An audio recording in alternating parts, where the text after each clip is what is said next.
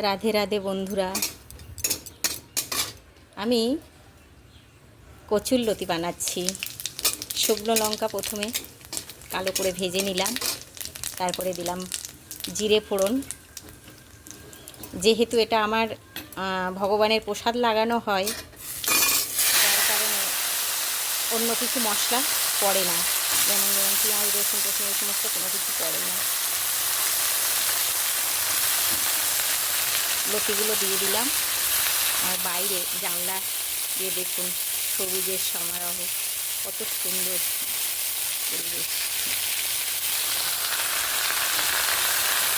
লতিগুলো দিয়ে দিলাম। আমার গৌরাঙ্গ মহাপ্রভু এগুলো খুব পছন্দ করতেন। কচু শাক, কচুরলতি, থোড়, মোচা, কলা, এগুলো ওনার খুব পছন্দের ছিল। যার কারণে আমি অন্য কিছু তো বানাতে পারবো না, মানে ভগবানের প্রসাদ লাগানোর জন্য এই সমস্তই বানাই আপনাদের সামনে দেখানোর জন্যে। এবার দিয়ে দিচ্ছি পরিমাণ মতো হলুদ,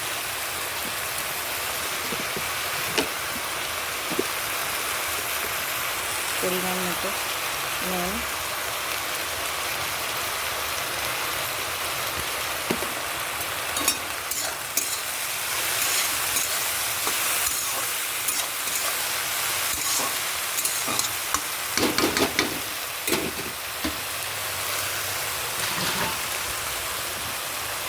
এবার এটাকে গ্যাস সিমে করে চাপা দিয়ে দেব।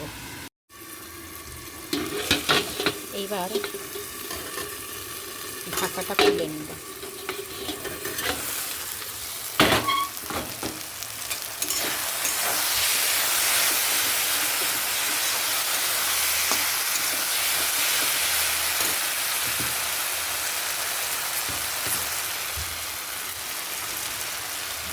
এর মধ্যে মশলা দেব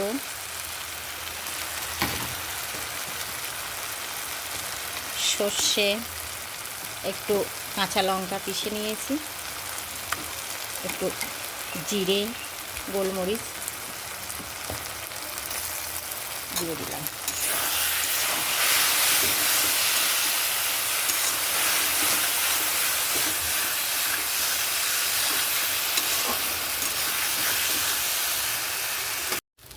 আমার লতি রান্না কমপ্লিট।